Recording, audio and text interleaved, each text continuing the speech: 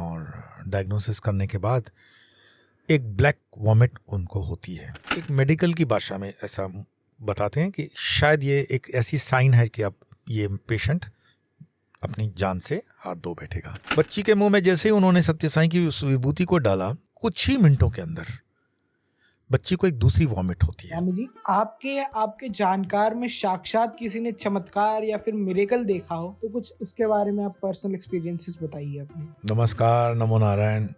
मुझे बहुत अच्छा लगा कि आप कहते हैं कि और ऐसे अनुभवों के कुछ प्रत्यक्ष रूप से वीडियो बनाए जाएं।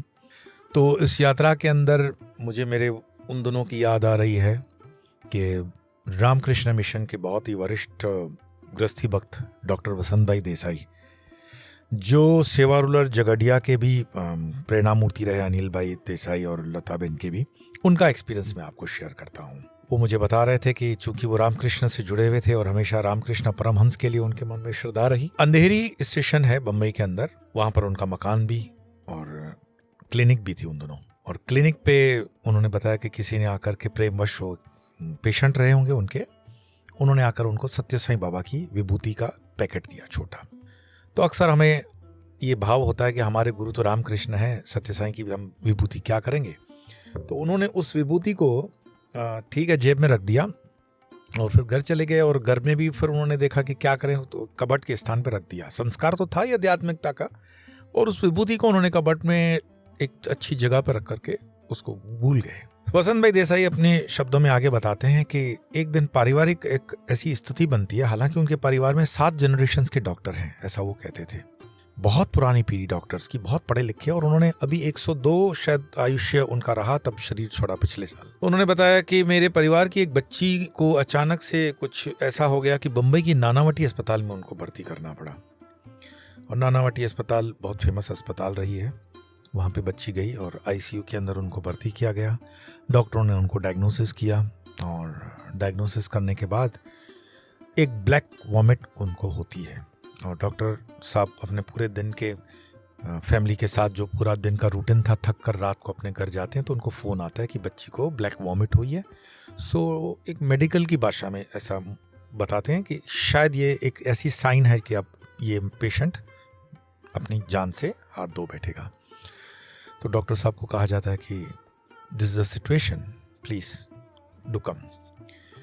डॉक्टर साहब बड़े शॉक्ड हो जाते हैं क्योंकि वो उनके परिवार की बच्ची है और वो सोचते हैं कि भगवान मैंने ऐसा क्या किया या क्या होगा, कैसे इस बच्ची को बचाया जाए। तब अनायास से वो कहते हैं कि न जाने कैसे मेरे माइंड के अंदर एक थॉट आता है और वो थॉट उनको कहता है कि जो विभूति मैंने तुम्हें भेजी है ना, वो विभूति तुम बच्ची के मुंह में डाल दो। सत्य साईं उन दोनों शरीर में थे और ये इंसिडेंट मैं बता रहा हूँ आपको 20-25 साल पुराना।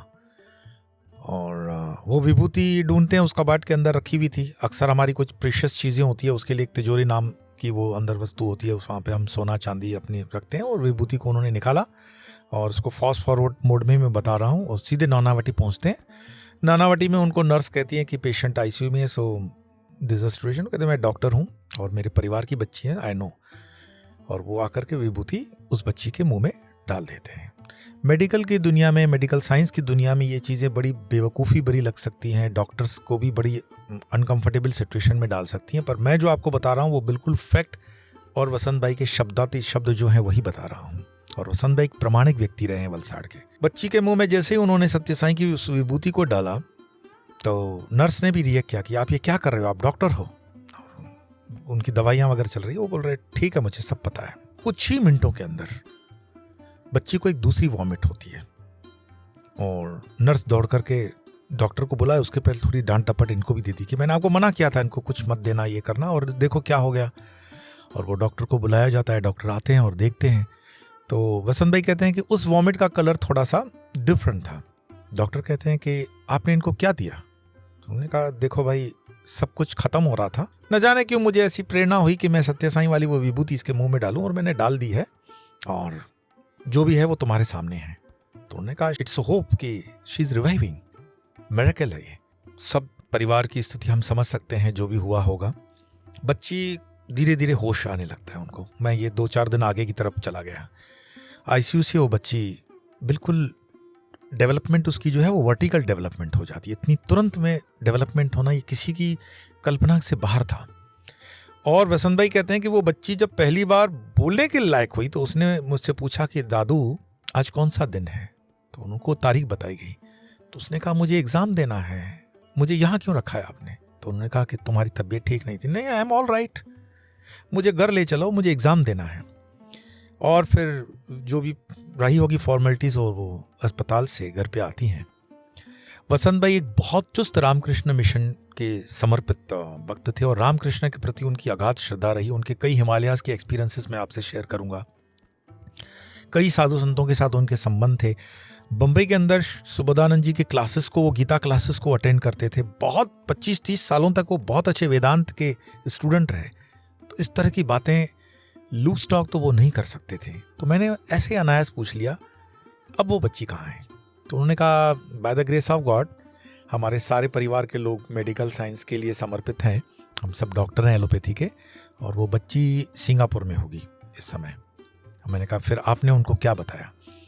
बोले फैमिली में तो हमारे रामकृष्ण के प्रति बहुत समर्पण रहा, लेकिन उस बच्ची को मैंने सच बता दिया था कि ये चीज़ तुम्हारे साथ हुई थी और मैंने ये विभूति तुम्हारे मुंह में डाली। तो वो बच्ची ने कहा कि ठीक है, आज से जिन्होंने मेरे प्राण बचाए वही मेरे गुरु, और वो सत्य साईं बाबा को समर्पित हुई। डॉक्टर तो हैं ही वो, मेरा कभी उनसे मिलना नहीं हुआ, बस एक यात्रा की ये कहानी रही मेरे साथ, और उस कहानी को हम अक्सर आध्यात्मिकता की दृष्टि से देखते थे। ऐसे कई अनुभव मैं आपसे इसलिए शेयर करता हूँ उस स्थान को लेकर के, नाम को लेकर के, अस्पतालों को लेकर के, कि अगर मैं आपको बताऊँ ये कहानी 100 साल पुरानी है या ये कहानी मेरे दादा की है, नाना की, चाचा की, जो उस दुनिया में नहीं है, तो आपको लगेगा ठीक है ये कहानी होगी, थोड़ी मिलावट होगी। लेकिन मैं देश काल परिस्थिति और पात्रों को अपनी कहानी में जब लाता हूँ, इस सच्ची कहानी के अंदर, तो उससे इसकी प्रामाणिकता को बल मिले, इस वजह से। बाकी कोई दूसरा हेतु नहीं होता, किसी को ठेस पहुंचाना, किसी को नीचा दिखाना, वो नहीं है। ये अनुभव जो होते हैं ये हमारी आस्था को, हमारी श्रद्धा को प्रगाढ़ करते हैं। जीवन में कई बार हमारे ऐसी परिस्थितियां निर्माण हो जाती हैं जब सब होप खत्म हो जाते हैं। आपने उसका अनुभव कोरोना में भी किया होगा, और भी चीज़ों में होती हैं। मैंने ये मिरेकल्स कैंसर की बीमारियों में भी देखे हैं, हार्ट अटैक में भी देखे हैं। मैंने ये मिरेकल्स मेडिकल साइंस में, एलोपैथी के डॉक्टर्स में भी देखे हैं, परिवारों में होते हुए, और आयुर्वेदिक में भी देखे हैं। और मैंने ये मिरेकल्स सेम बाबाओं में भी देखे हैं, हिमालयाज़ में भी देखे हैं, और जगहों पे भी देखे हैं। Miracles do happen, but miracles do happen doesn't mean कि आप उसको अंधविश्वास को लगाकर उस पर डिपेंड हो जाएं और अपना कर्म करना भूल जाएं। इस देश का दुर्भाग्य है कि हम कर्मशील नहीं हैं। मैं आपको कहता हूँ कर्म हमेशा करिए, अपनी भक्ति बनाए रखिए, अपना जप है, ध्यान है, पूजा है, पाठ है, उसको मत भूलिए। आपका जो भी इष्ट है, जो भी भगवान है, जो भी गुरु है, उसको नमन रहिए, समर्पित रहिए, और इस यात्रा को आप करते रहिए। आप ज़रूर मंजिल तक पहुँचेंगे। ये आपको मात्र और मात्र आपकी मंजिल तक पहुंचाने के लिए एक सहायता प्रदान करे, मोटिवेशन प्रदान करे कि भगवान हैं, और भगवान हैं इसीलिए तो हमारे जैसे सब छोड़ छाड़ के इसके पीछे आते हैं। हम कोई पागल नहीं है, हमने कुछ अनुभव किया, हमने कुछ जाना, हमने कुछ पाया, उसकी लालसा में ही है हम पहुंच गए हैं। ये घोषणा मैं नहीं करता हूँ, मैं अपने लिए ये नहीं कहूँगा कि मैं पहुँच गया हूँ, लेकिन इस यात्रा में हूँ, और इस यात्रा का एक आनंद है, और अपनी भी यात्रा का एक आनंद है। तो इस यात्रा को हम इसी तरह से चलते चलते चलाते रहेंगे, और इसी तरह इस चैनल पे मिलते रहेंगे, जिसका नाम आप भी जानते हो, स्वामी यो। नमस्कार।